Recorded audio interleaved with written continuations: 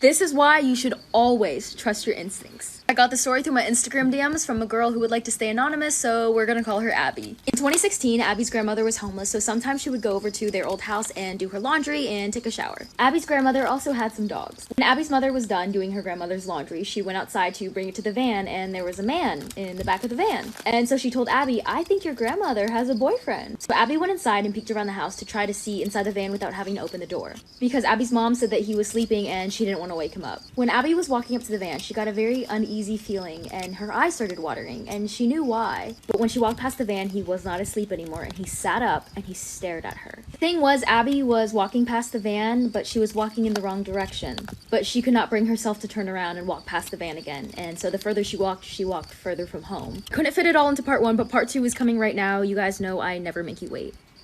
Part 2 of the really creepy guy in the van staring at Abby. So as Abby was walking further and further away from her house, she decided that she had to turn around, which means that she would have to walk past the van again. So when she eventually did, she kept her head down and she didn't look, but she could feel his eyes on her the entire time. And we all know what that feels like. I mean, you know when you know that someone's staring at you, like you can feel their eyes on you? Yeah.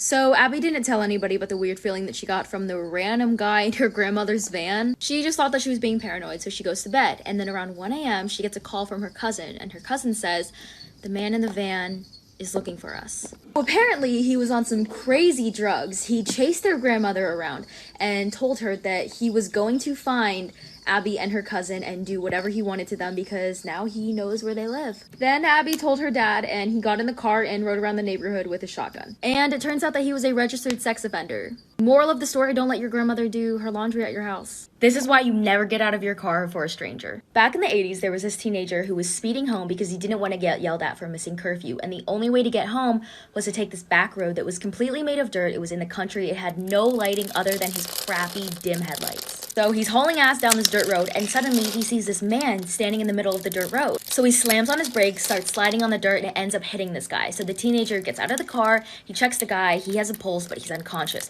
So he picks him up and puts him in his back seat. So he drives 35 minutes to the nearest hospital, and this was before cell phones, so he calls his parents once he gets to the hospital and says what happened, and the parents come and sit and wait with him to find out if he killed the guy or not. So the doctor comes out and says to the teenager, "He's okay, but we're actually kind of glad that you hit him." He's so confused and he asks why. It turns out a lot of people had been going to the hospital because this man would stand in the middle of dirt roads, wait for them to stop, beat them up, rob them, and run away. He even killed somebody and just left them there for somebody else to pick up and take to the hospital. The police were looking for this man for days, and this teenager just had him in his back seat. This is a picture of Rachel Brett, who sent me this story through my Instagram DMs when she was about 1.5 years old.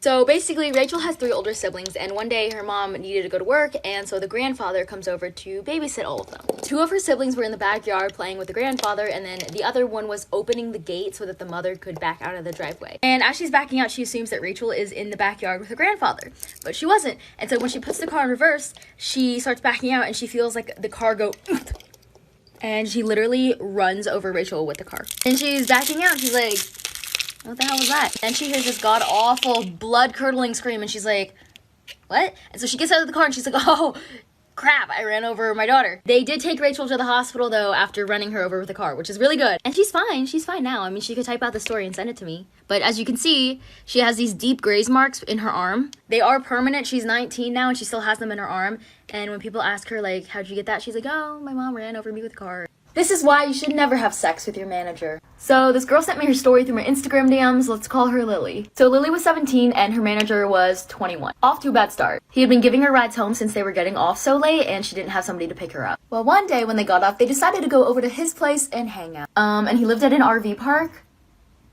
Anyways, one thing led to another and they had sex.